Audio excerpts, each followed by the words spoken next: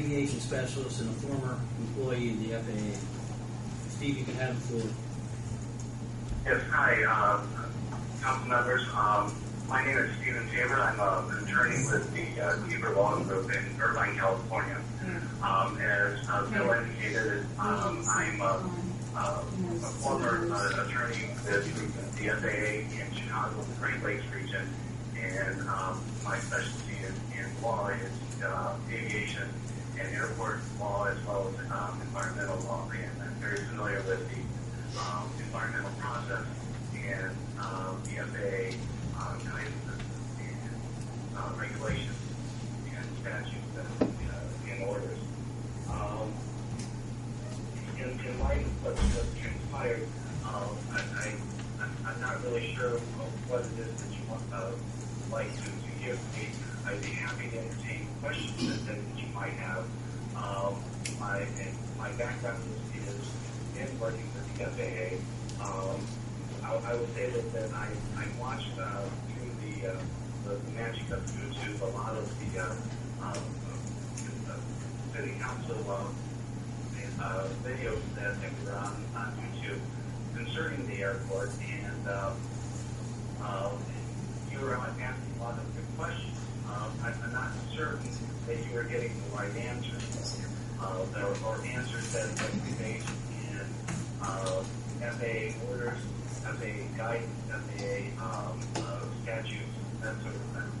And when you're dealing with these kinds of situations, especially with grants and airports, expansion of airports, that sort of thing, those are the kinds of things that you need to know where in the FAA orders, where the guidance, the particular answers to your questions are going to be.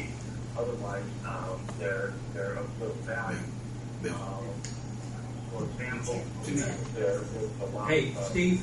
Steve? Yes. I'm sorry, they got a time limit of 2 minutes, so that's done. Thank you, I appreciate it. Okay.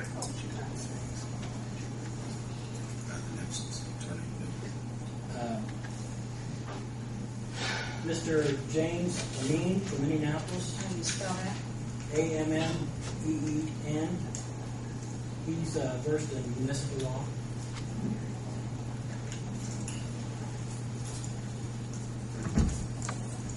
Good evening, Mayor. Good evening, councilors. Good evening. Thank you for inviting me here. My background, as Mr. Wenning related, is in municipal law as well as in business law and commercial finance, bankruptcy, and other business matters. I have experience working with the City of Lawrence in some very highly contested matters relating to the water utilities there. Some of you have read in the Star over the years about the litigation that went on there.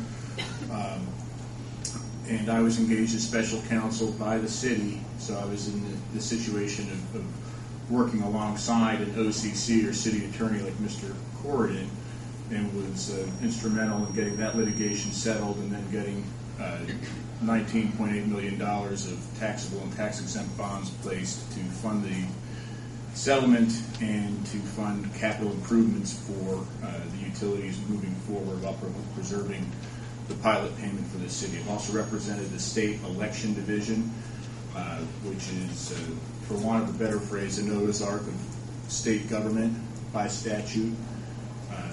Every office there has one Republican and one Democrat, down to the lowest level clerk or secretary, all the way up to general counsel and executive and the commissioners.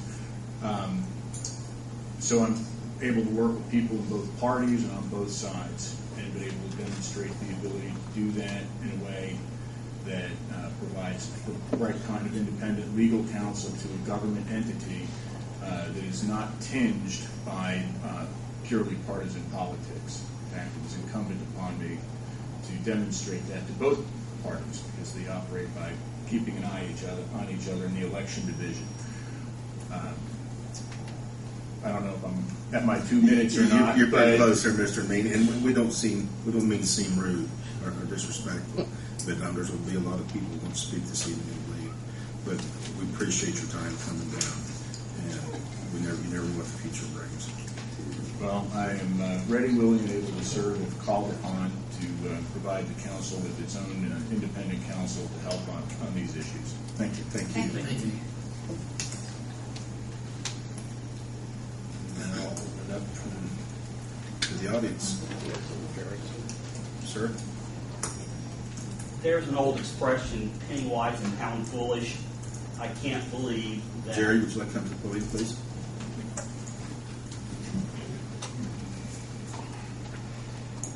There's an old expression, penny wise and pound foolish, and I can't believe that we're going to potentially move forward with this albatross without actually finding out what the facts are. We're getting two diametrically opposed answers to just about every question. We don't know what the truth is, and we're going to not find out just because we're afraid of spending a little money. I think it's very foolish. We will find out, Jerry. I promise you. I'm not so sure.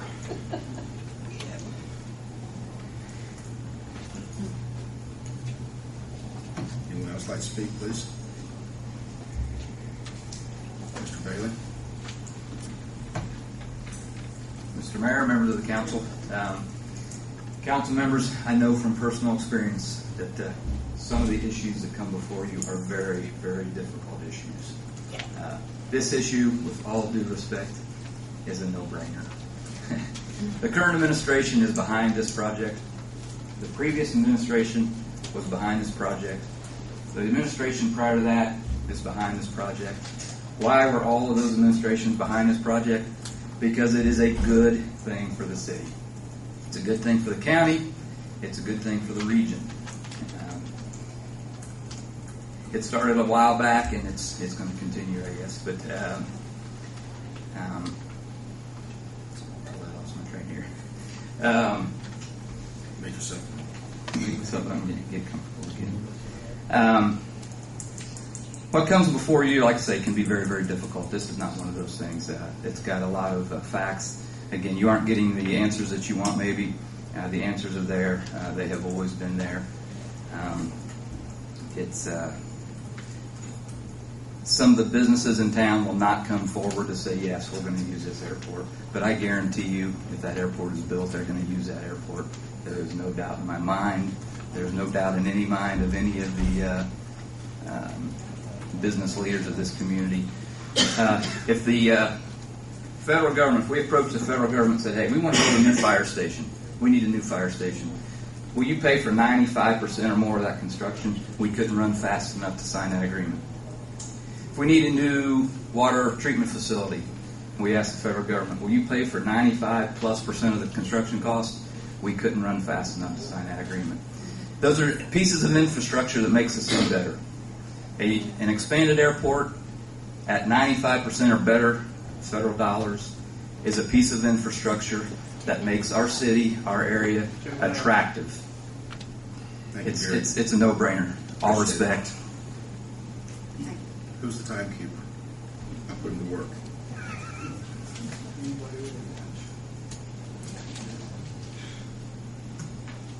Ms. Townsend?